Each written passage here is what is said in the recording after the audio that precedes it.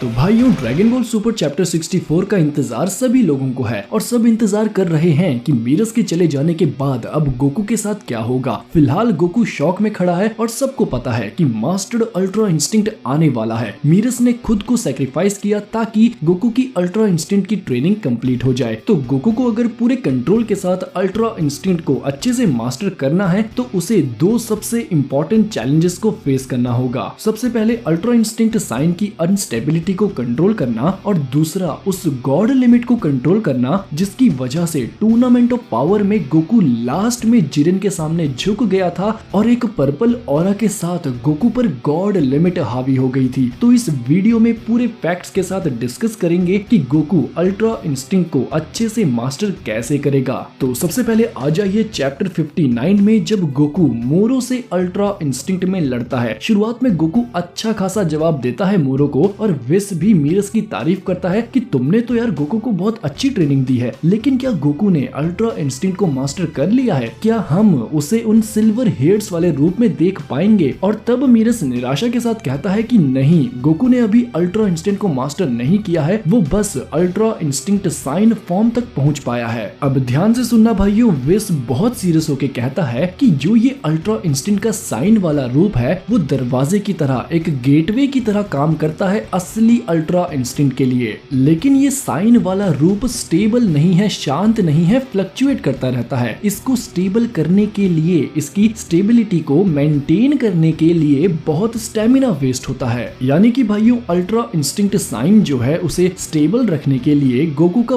बहुत stamina use होता है। और मोरो के खिलाफ जो ये गोकू की लड़ाई थी ये डिपेंड कर रही थी कि कैसे गोकू अपने इस अल्ट्रा इंस्टिंक्ट साइन को स्टेबल रखते रखते मोरो का सामना करेगा। गोकू को अपने स्टेमिना को बैलेंस में यूज भी करना था, अल्ट्रा इंस्टिंक्ट को स्टेबल भी रखना था और मोरो से भी लड़ना था। लेकिन जब मोरो को एहसास होता है कि गोकू इस अल्ट्रा इंस्टिंक्ट की टेक्निक का ज्यादा देर तक इस्तेमाल नहीं कर सकता, तो वो इतना पावर अप कर लेता है कि उसकी की गॉड्स तक के लेवल को सरपास कर जाती है। मोरो है तो एक मॉर्टल, तभी तो पिक्कोलो मोरो की को सेंस कर पा रहा था, लेकिन मॉर्टल होने के बावजूद भी मोरो गॉड्स की पावर को भी सरपास कर लेता है, जस्ट लाइक जिरेन डिड। और ऐसे में अब गोकू स्टेबिलिटी और स्टैमिना को बैलेंस में रखने वाली स्ट्रेटेजी से नहीं लड़ सकता था। सामने मोरो शैतान बन के खड़ा था और गोकू अपनी ताकत को बचाकर ये स्टेबिलिटी और बैलेंस के चक्कर में नहीं पड़ सकता था। गोकू के पास और कोई चारा नहीं था और वो फुल पावर अप कर देता है और कहता है कि सॉरी मीरस, लेकिन ये स्टैमिना बैलेंस करने वाली स्ट्रेटेजी मेरे लिए नहीं बनी है। तो सबसे पहली चीज जो गोकू को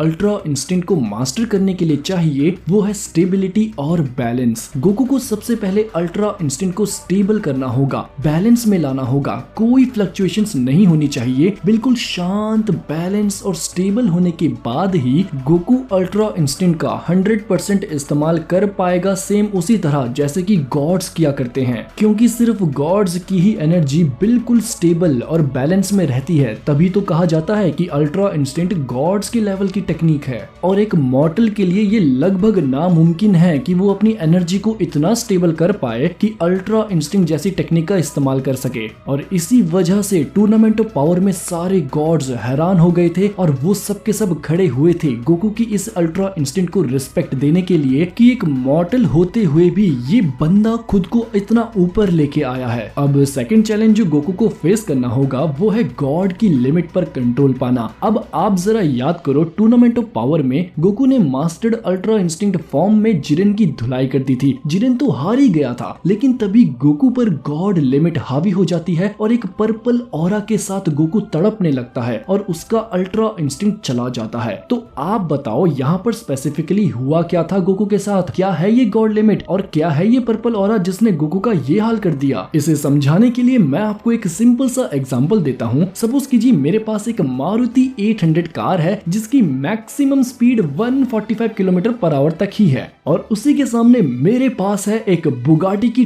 टॉप मॉडल कार जिसकी maximum speed 400 kilometre per hour से भी ज्यादा है। अब मैं मारुति पर चाहे कितना भी जोर लगा लूं, इसकी स्पीड को बुगाटी के आसपास तक मैं बिल्कुल भी नहीं पहुंचा सकता। लेकिन मैंने क्या किया कि इस मारुति कार के पीछे काफी ज्यादा खतरनाक वाले रॉकेट बूस्टर्स लगा दिए और एक खड़ी ढलान में मैंने इस गाड़ी को फुल स्पीड में चला दिया और कंडीशंस ऐसी बना दी कि कुछ समय के लिए ही सही, लेकिन मेरी ये Maruti car 400 kilometre per hour तक की स्पीड को टच कर गई। अब मैं हो गया बहुत खुश कि यार मेरी मारुति तो इतनी तेज कैसे चलने लग गई। मैं खुश हो ही रहा था कि ले, तभी एक टायर टूट के गिरा अलग साइड पे। इतनी तेज स्पीड की वजह से गाड़ी के सारे जो पुर्जे थे, अंदर के जो भी कंपोनेंट्स थे, इंजन खराब हो गया, सारे के सारे नट बोल्ट सब के सब टूट के ऐसे फैल गए। गाड़ी ऐसी चकनाचूर हो गई, ऐसा हाल हो गया गाड़ी का कि मानो इसकी किसी ने हकाई कर दी हो। तो भले ही मैं इस मारुति कार के साथ कुछ भी कर लूं, इसकी एक लिमिट है, क्योंकि इसे बनाया किसी और लिमिट के अकॉर्डिंग था। इसे इंजीनियरिंग में फैक्टर ऑफ सेफ्टी कहते हैं। अब यहाँ सेम गोकू के साथ भी यही हुआ। गोकू एक मॉर्टल है, लेकिन अपनी मेहनत से और अपनी लगन से गोकू ने गॉड्स की टेक्निक को ना सिर्फ अपनाया बल्कि उसे मास्टर भी किया। लेकिन है तो वो एक मॉर्टल ना,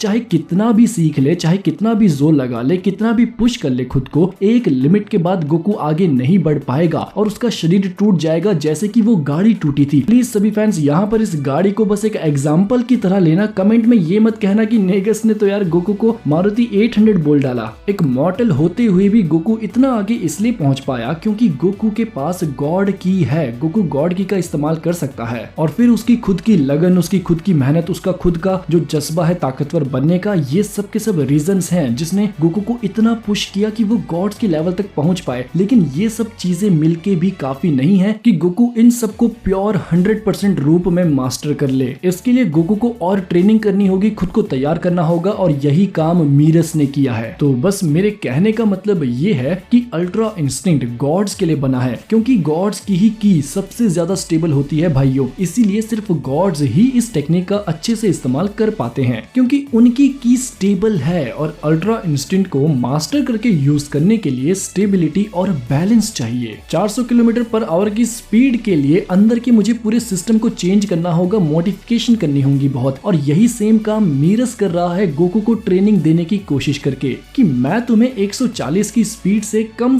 300 तक तो ले ही जाऊं। तो टूर्नामेंट ऑफ पावर में गोकू टूट गया, उसका अल्ट्रा इंस्टिंक्ट भी चला गया, क्योंकि वो एक गॉड की स्टेट में पहुंच चुका था जिसके लिए उसका शरीर उस वक्त रेडी नहीं था। एक मॉर्टल उस लेवल तक नहीं जा सकता। उस गॉड की इस लिमिट ने अपने पर्पल गॉड ऑरा के साथ गोकू को तहस नहस कर दिया। लेकिन फिर मीरस ने गोकू को ट्रेनिंग देना शुरू किया कि तुम्हें अल्ट्रा इंस्टिंक्ट को स्टेबल करना होगा, सेम उसी तरह जैसे कि गॉड कर पाते हैं, क्योंकि गॉड की दोस्तों स्टेबल होती है और stable ultra instinct sign form ही दरवाजा है ट्रू मास्टर्ड अल्ट्रा इंस्टिंक्ट का, जैसे कि विस ने खुद बताया। तो दो चैलेंजेस हैं जिन्हें गोकू को फेस करना है। पहले तो स्टेमिना को बैलेंस करना और फिर उस गॉड लिमिट तक खुद को स्टेबल बनाना। नीचे कमेंट्स में बताओ कि ये एनालिसिस आपको कैसी लगी और आपकी क्या एक्सपेक्टेशंस है मास्टर्ड अल्ट्रा इंस्टिंक्ट गोकू से। क्या अब मोरो की हार तय है या फिर मोरो एक और सरप्राइज देने वाला है। ये वीडियो अगर आपको अच्छी लगी हो तो प्लीज इसे लाइक करें और अगर आप चैनल पर नए हैं तो मेरे भाई सब्सक्राइब करना पक्का। मैं मिलूंगा आप सबको नेक्स्ट वीडियो में, तब तक के लिए खुदा हाफिज़, सादर प्रणाम।